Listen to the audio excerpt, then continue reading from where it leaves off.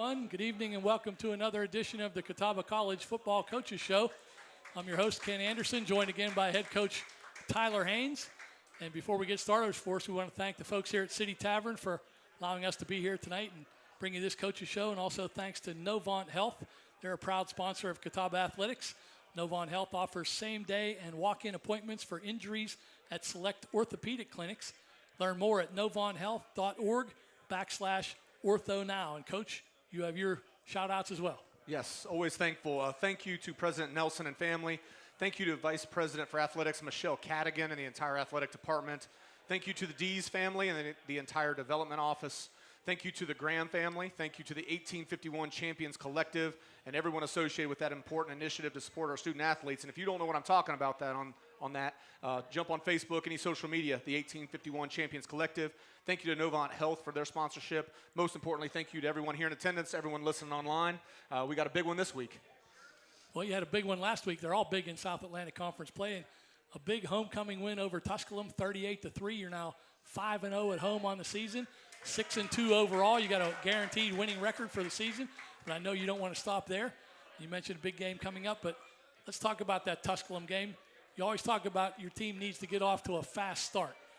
Can't get off to a better start than your team got on the first two drives. First drive, 12 plays, 81 yards, takes 7 minutes, 18 seconds off the clock. Preston Brown finds Jalen Brown in the back of the end zone on a 5-yard connection. What was the attitude like on the sidelines after that great drive? Excitement. You know, the offense is playing very confidently right now. We talked all week and all year really about starting fast, and we did just that. Big-time catch by Jalen. For the people in attendance and watched it online, I mean, the thing was over the goalpost. He went, he was 11 feet up there and went up, got it, and got the foot down. So big play. We were able to run it and throw it on that drive and got us off to a fast start. Yeah, showed a lot of that athleticism he talked about with us on the Coaches Show last week. Basketball helped out on that play. Yeah, always talking about being a receiver. He looked like a receiver on that play. And then your second drive, you came right back, 12 plays again, 69 yards, takes 6 more minutes off the clock. Preston Brown runs in from 9 yards out, and he was moving. He just recognized he had the space on the right side, and he had to motor inside the pylon there. Yeah, he's an underrated athlete. He does a good job stepping up in the pocket. They brought a lot of pressure early in the game, blitzes, and he went through his progression, stepped up, and instead of taking a sack or throwing it away like he might have done earlier in his career, he stepped up and was able to go 20 yards or whatever it was, and he's an underrated athlete. He's running more and more as the season goes on. Those obviously aren't design runs. Those are him scrambling, making plays. Now, you've made statements by getting your offense on the field. When you win the coin toss, you choose to receive. Yeah. But in this case, they won the coin toss, but it still works out in your favor because most teams like to defer. So you're going to get the ball to start the game. Is that the way you like it? Yeah, I think we have one of the best offenses in the country, knock on wood. I think we're going at an elite level. I think we have a really good offensive line. We trust our quarterback. We got Bo Pryor and other receivers. We got a running game. I like starting fast. It allows us to play the game we want, which is at our tempo. You get behind in a football game, and all of a sudden it becomes the tempo the other team wants, and we want to avoid that at all costs. And getting ahead allows you to stay balanced on offense, right? When you get behind, sometimes you have to be one-dimensional to try to catch up, but you get to, like you said, you get to run the plays you want to run. Yeah, we do. And sometimes, other thing that we've had some good weather, but when there's a chance of weather, if the weather is nice, you want to take the ball immediately. You don't want to get the ball in the second half when there's wind or there's rain or anything like that. So throughout the year, most of the time, we've wanted to take the ball, and we've actually won the toss, or as you said, the team defers. So we've started with the ball a lot and been successful on our first drive most of the time. And our wins, we've definitely been successful. And then after Tusculum finally got on the scoreboard, made it 14-3, they have to kick off to your team, and you've got some new guys back there in kick coverage, Nick Venezia and Trey Fields back there. They kicked it to Trey Fields, and the next thing you know, he's 97 yards into the end zone. You guys had to be sky high after that play. Yeah, you're going to get a chance to listen to Trey and transfer. We love Trey. He got his opportunity. He hadn't had a lot of opportunities. I mean, obviously, he's our kick returner. He's a backup receiver for us right now. He gets on the field for us, and he's continuing to prove that he's going to help us win. Some really good blocking up front. Trey's nickname is Zoom. He is legitimately fast. I think he might remember this better than me. I think we timed him at a 4.33 in the spring, which is legitimately fast. That's not a guy just saying I'm a 4.4, I'm a 4.3. He's elite speed and just a small crease, and he was gone. He might be challenging former Salisbury star Romar Morris. He was known around here as the Zoomin' Human. Okay. So maybe the Zoom's a pretty good nickname for Trey. Yeah. And then you cap that first half, 65-yard drive, and Preston found Queese Williams right down the seam, right down the hash mark for a 31-yard touchdown play. Was that a broken play or a planned play? Now it was executed to perfection. It was a motion. It was Queese running the seam route like we wanted. It was an elite throw by Preston right on him, and Queese scored untouched. And then second half, third quarter was a little bit sloppy, but then the fourth quarter you had a 10-play drive capped by a field goal. You had a late 69-yard drive. Queese Williams with another touchdown run. But in that second half, you tried to throw a bunch of long passes to Bo Pryor. Was that to try to get him active or try to get him a touchdown on homecoming? Or was it to show the other teams, the opposition, some pass plays that they can't sneak too many guys up to go against the run? All of the above. You know, in our offense, there's designed shot plays, and we called a couple, Coach Sawchek called a couple shot plays that worked. A couple of them were incompletions. You know, in our offense, Preston Brown, as we've talked about a lot in our RPO system, he has the option to do what he wants with the routes. So those were run plays that he's throwing the ball up there. So he just gave Bo the signal based on the safety being down. So a couple were called, a couple were on Preston, and as long as they're completed, we like them. If they're incomplete, we give them a weird look like hand the ball off. And again, your team very efficient on third down conversions in the ball game, 9 out of 13 to stay highly ranked in that category. But it's the key to that, staying ahead of the downs, ahead of the chains, putting yourself in good third down situations. Exactly. Coach Sawchek and the offensive staff put a great plan together. It's a lot easier to convert 3rd and 4 than it is 3rd and 9. We know that. We play the percentages. Really, you back it up a previous down, 2nd down, 2nd and 10. Most teams will drop back and throw the ball. We're about 60-40 run to get to those 3rd and mediums. So we got to continue to do that. I think we're ranked pretty high in our 3rd down efficiency. We're going to have to do that this week. And Kylan O'Dean, he's worried he's not going to be able to make all conference because he doesn't get to punt enough. No punts in the game this week. I guess if he's going to make all conference, he's got to do it as a holder. Yeah, if he's not punting, that means we're playing well. And I think we've had a couple games where he hadn't had to punt at all. We're going to call on him. Well, hopefully we don't have to call on him this game. We're probably going to have to. We're going to need him to pin them deep and have some good punts and a special teams come Saturday. All right, Coach, thanks for your time. We'll get some of your key players up here now to talk about the win over Tusculum on homecoming, 38-3. We're going to talk to big right tackle Dallas Ford. He's wearing number 77 as he comes up here. And he's going to be joined by Zoom. Joined by Zoom, Trey Fields, sliding in here after that big 97-yard kickoff return against Tusculum. And we're going to start with Dallas first since he's the elder statesman. He's a grad student from Concord, played his high school football at Central Cabarrus High School. And Dallas, you were all Piedmont division last season, a good first year at Catawba. You really made an impact along that offensive line, but was it difficult to fit in with the players along the offensive line, or you had enough experience at South Carolina State that you just seamlessly fit right in? It wasn't difficult to mesh with the guys. They're really cool guys, and I loved them to death. So it was very easy coming to Catawba.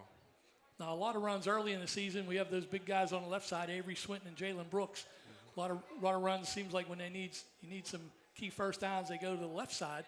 But I've noticed in the last 2 or 3 games, more of those runs are coming to the right side now with you and Zach Brown over there on the right side. Yeah. So what's different now? Is it the defensive alignment? Is it you guys doing a better job blocking? Or what makes them now come just as they often to the right side?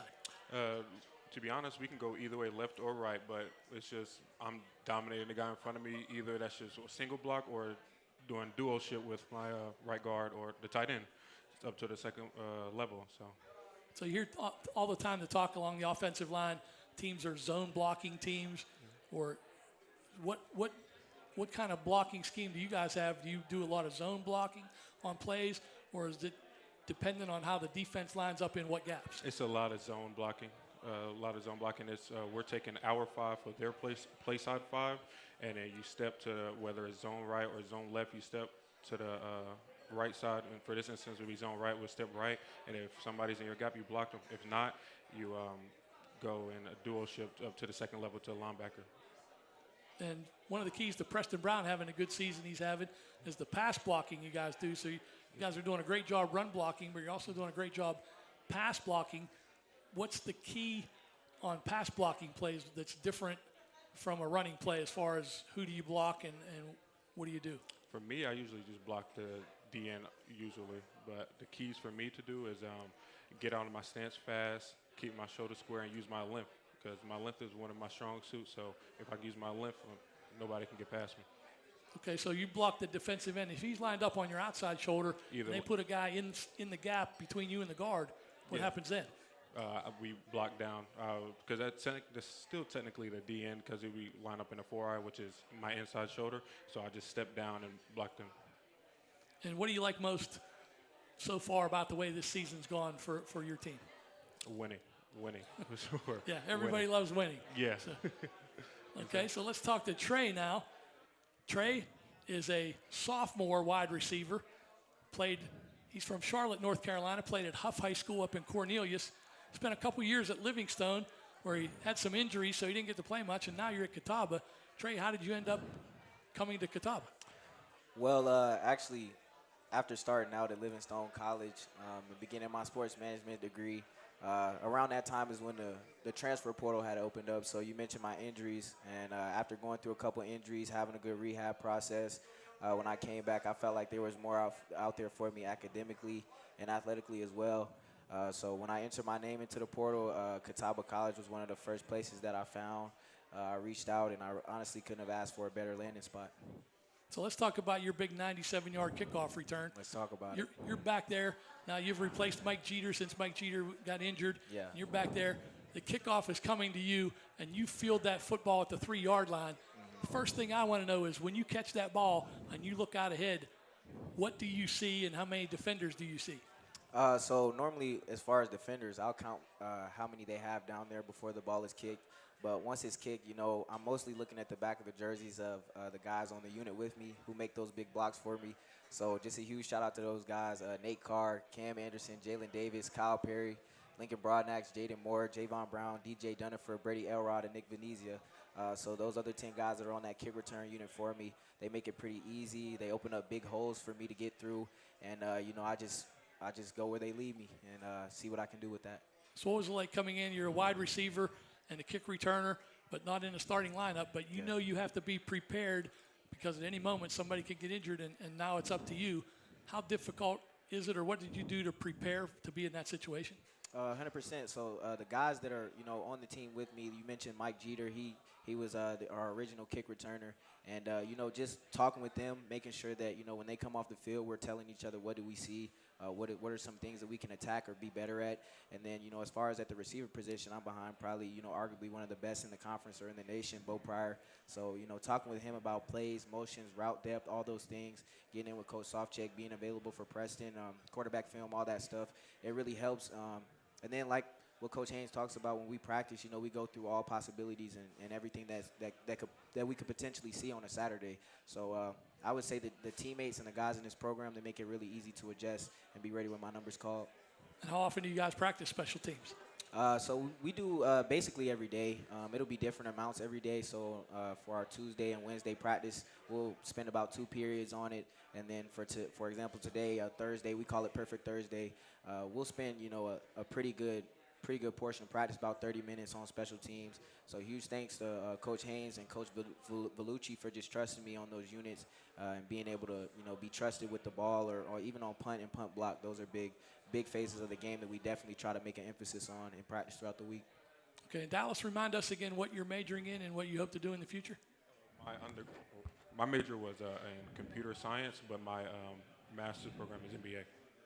Okay, and Trey, what are you majoring in and what do you hope to do in the future? I'm a sport management major, so when I'm done with playing football, I hope to be in something a little bit like what you're doing, commentating sports media, play-by-play, all those things. Grew up loving sports, so it was a no-brainer when I got to school what I wanted to study. All right, good luck with that. Thank you. Thanks for joining us here on the Coaches Show, and keep up the good work out there on the field on the kick returns and opening up those holes and blocking for Preston Brown. So now we're going to switch gears to some other sports right now, as we usually do. And first up, tonight we're going to talk men's and women's tennis. We're going to be joined by Coach Mike Moore, who coaches both the men's and women's team. And we're going to be joined by women's tennis player Sofia Antolini. She's a grad student from Italy. So welcome to the show. And Sofia, we'll start with you. Since you're up here and ready to go, you've been a big part of the success of the team. Last year, you were the South Atlantic Conference Player of the Year. You were first team all-conference, singles and doubles. So which do you like best? Do you like playing singles better or doubles better? So before coming to college, I prefer single, but now in college, I think I prefer double. What's the big difference? Just getting used to having a teammate out there? Yeah, yeah. You have a teammate that can give you energy to play every single point at your best. And in single, you are always by yourself, so you need to find energy inside you. Now, you were equally successful last year in singles. You went 13-4. In doubles, you went 17-4. And you're off to a strong start this fall. You were the singles champ in the ITA Fall Regionals. How big of an accomplishment was that, and what type of field did you compete against? So I compete against all the best players from our region, and I'm pretty happy to won that title for me, but also for Catawba and for my team. So thanks to my coach, thanks to my teammates, and I'm really glad to be part of this team. And you made it to the semifinals in doubles with your doubles partner, Rin Igarashi. What's it like to play with her? Yeah, well, we lost in the final. I'm really happy to share the court with her, and I hope to keep playing with her next season. And what do you look for out of the team this coming spring? You're having a good fall, but the main season is in the spring. What do you look for out of your team then? Yeah, our season is in the spring. First of all, we are gonna play national indoor. I think it's a good goal for Catawba, for our team, because we never been before. And then I hope we can play also national outdoor at the end of the season.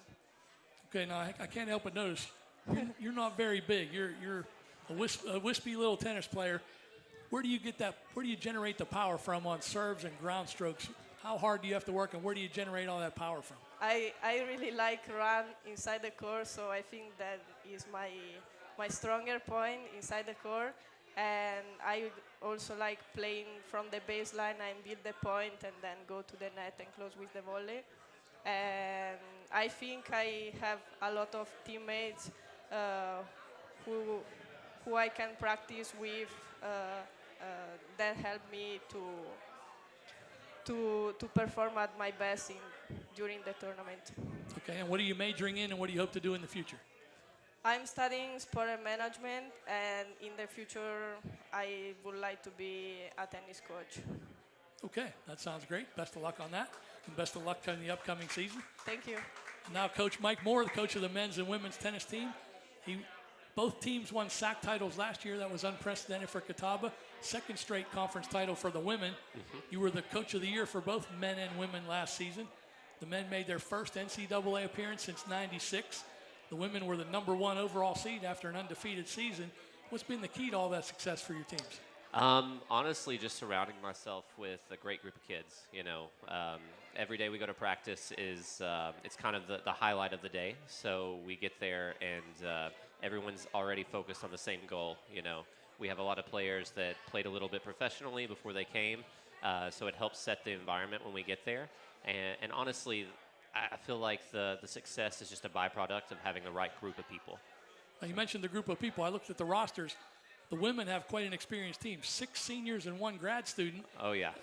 So next year you're going to be looking for a lot of tennis players. Yeah. I mean, we have a great recruiting class coming in January. We're bringing 4 girls in for January to compete in the spring season, so that'll help a lot. But, you can never replace the players that you have, but we are going to try to just add to the roster and bring some new talent for the years to come. So.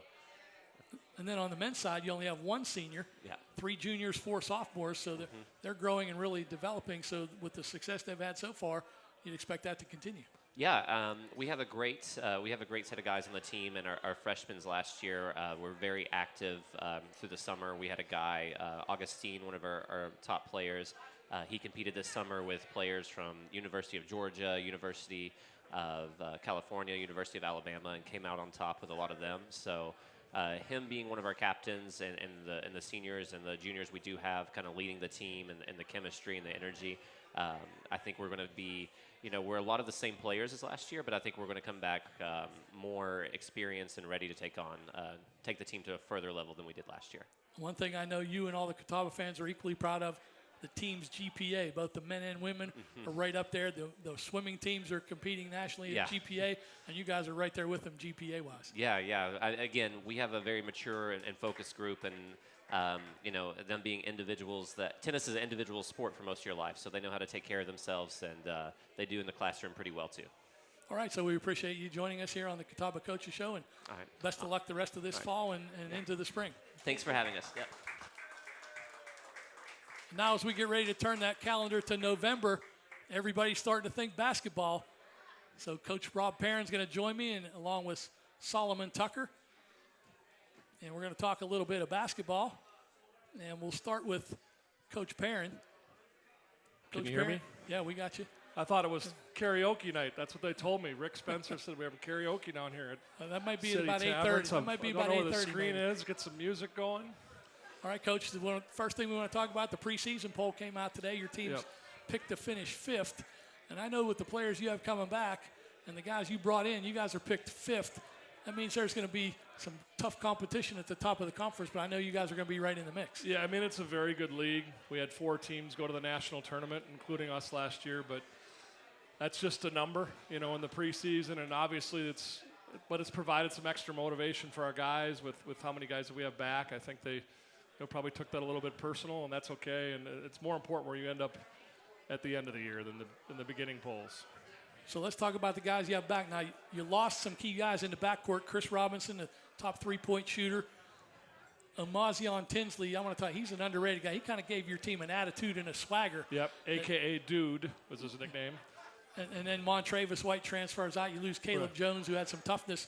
But coming back, you got all the guys inside. Nick Walker, Ibra Athey, Justin Banks, this guy right here, Solomon Tucker.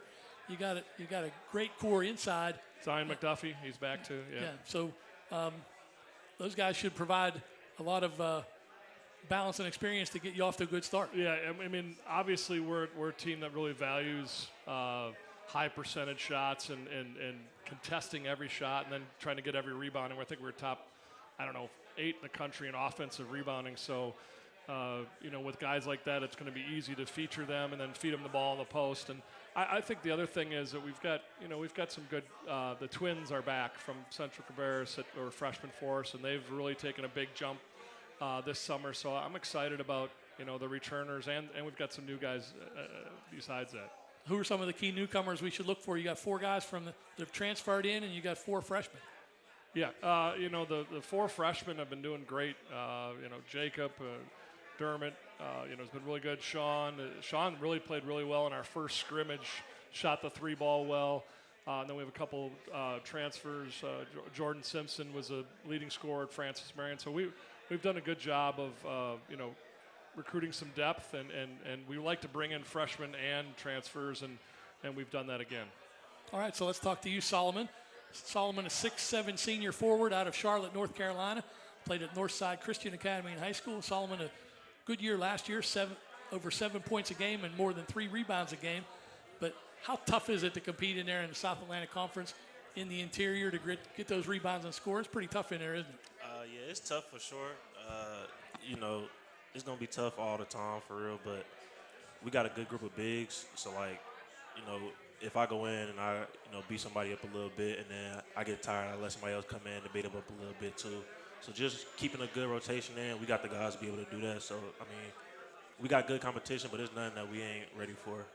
So what are some of the things that you did personally and as a team to prepare for this coming season? As a team, for real, we just been trying to stack days. We just kind of go into each day with, we got to win that day, move on, and then win the next day and move on. Don't want to think too long about it, whether it's good or bad. Just kind of keep stacking days and let everything snowball so that by the time that we're facing other people and going against other guys, we have a lot of energy and motion going forward to where we can't be stopped. So at this point, what do you see as being the strength of the team? Probably our biggest strength is our selflessness. We had a scrimmage and we played really well. We won by like 30-something or something like that. But just within the game, everybody's touching the ball, everybody's scoring. We're playing 14, 15, 16 guys, and everybody's going in and doing what they need to do. And then when they're tired, they're getting a break and letting their brother in come in and do it for them. So Coach mentioned the Daniel duo that they're improving. Who do you think is a player that may surprise some people that we should really watch for? And it's okay if you want to say yourself. I mean, obviously, I want to say I'm going to have a good year, but I think really just the way the team is, it's no telling who it could be. Like, 1 through 17, everybody on the roster, their game could be their game. It don't matter any night. So that certainly sounds like a strength and a strong team attitude there. So we always like to ask everybody when they come on the show, what are you majoring in and what do you hope to do in the future? I'm majoring in business, information systems, and technology, and just going into the future, just doing something kind of business related. I'm interested in cybersecurity a little as well. Okay, so best of luck to you at that. Best of luck this season. And, Coach, keep everybody healthy, get them ready for the season to get underway, and hope for big things for the Catawba basketball team. Yep, thanks for having us. Appreciate it. All right, thank you for joining us. We got to get Coach Haines back up here. While I have Coach Haines coming up, I want to remind everybody it's a big weekend on campus. Women's volleyball in action at 1 o'clock Saturday against Carson Newman. The soccer team's in action. The number 3 women's soccer team against Newberry at 5 p.m. The men take on Newberry at 7:30. And a reminder for Catawba fans, you're invited to celebrate the beginning of Newman Park's Phase 2 upgrades with a ceremonial kickoff on Saturday at 12:30 p.m. You can stick around for the Catawba baseball team's last fall baseball game as they take on Guilford Tech at 1 p.m. There'll be game day food available for all the guests, and the gates will open there at 12 noon. So all that's happening on campus, but Coach Haines, you got to take your team on the road to Jefferson City up to Carson Newman. And I've been reading the pregame preview on the Carson Newman website, and Coach Ashley Ingram's talking about, like, you have the greatest team in the world, particularly on offense. He's going a little Lou Holtz on everybody, singing your praises. Yeah, Coach Ingram does a good job. We know each other pretty well. I didn't know him prior to. I knew when he was at Navy. My brother-in-law was at Air Force, and they recruited against each other. So I know Coach Ingram. I know he's a very good football coach. They're a very good football team. But and I think what he said was true. I do think we're a good football team. It's okay to say we're good. He's got a heck of a team as well. Now, this has developed into quite a rivalry between Catawba and Carson Newman. The last 10 meetings, Carson Newman's won 6, and you've won 4. You won your first year up there at Carson Newman on the road in a game that you really dominated, played your most complete game of that season. What are going to be some of the keys for your team when you go up there this time? Yeah, they so that first year, they were more of a traditional offense, and we beat them. They switched gears back to the triple. Last year at home, you saw them. They were young, but they were very good. New system. What we're going to have to do, so again, they're triple option on offense. They score a lot of points. They hold the ball. They have the number 1 defense in the conference statistically. So what we're going to have to do is we're going to have to play well in all 3 phases. We need to start fast because they will milk the clock. So if they get up 7 or get up 14, it ends up being a very short game. So we've got to start fast again. We've got to score touchdowns. It's cool, again, I mentioned it last week, to have 2 triple option teams back-to-back. So Tusculum and then Carson Newman. So we've had 2 weeks for our defense to see a similar offense now. They're a little bit different, and Carson Newman has some better guys running the offense. We're going to have to play our best game to date against a really good football team. And when it's triple, it's all about eye discipline, which I've talked a lot about, and bad intentions when you get there defensively. Now, what is the difference between the Carson Newman option and the Tusculum option? Better scheme, better players, a quarterback that can go the distance. Number 10, Zane Whitson, he's a really good football player. He has multiple 80-yard runs as a quarterback. He can throw it as well. I just think they have more talent across the board. Yeah, you're going to have to contain him. He had 3 rushing touchdowns and 2 touchdown passes last week. Only threw 3 passes, and 2 of them went for touchdowns. So defense has to be aware. Can't lose track of your assignments, can you? No. Your eyes you can't be lazy. You can't be lull you to sleep, like run, pass. A lot of motions, a lot of stuff in the backfield going on, a lot of eye candy, whatever you want to call it. But when you watch them on film, there's guys wide open. Just like we saw against Tusculum, guys, wide open throughout the weeks that they played. So it's going to be a challenge for our defense. Coach Overman, defensive staff have worked hard. The players worked hard. We've had our best week of practice this week. Now we still have one tomorrow morning that we got to knock out. But I'm like where we're at. We're going to have to play well, and I think we will. What will be the keys for Preston Brown against that Carson Newman defense? Just do what Preston does and what he has done. He has to take what the defense gives him. Their defense, the reason they're ranked number 1 in the conference is they do a lot of good players, good scheme. They do a lot of stuff. So it's not going to be one coverage. He's going to have to read multiple coverages, multiple pressures. He's got to get the protection correct. A lot of people just think a quarterback just drops back and throws the ball. He's got to get the O-line going to the right people. And we've got to have the receivers make plays, too, maybe some plays that aren't right to him. So trust Preston. He has a lot of reps under his belt. He's going to have to play well. 3 tough games coming up to close out the season. but your team seems to be playing with great confidence, and nothing's going to be too big for those guys, is it? Yep, we've only got one game left in this season, and that's this one. And then the next one, then the next one. And our laser focus on Carson Newman. We're playing well. We'll need to play our best. All right, Coach, so let's another edition of the Coaches Show in, and Yep. let's get everybody out of here and fired up. Yep, appreciate everybody being here. Thanks to everyone listening online. Going to for number 7 over in Tennessee, number 7. Let's keep the train rolling. Cat U on 3. 1, 2, 3. Cat U. Thank you. All right, thank you, everyone. If you can't make the trip out to Jefferson City, tune in on Memories Radio. Pre-game coverage starts at 12:30 for the 1 p.m. kickoff. Back here next week for another edition of the Catawba Coaches Show. Thanks.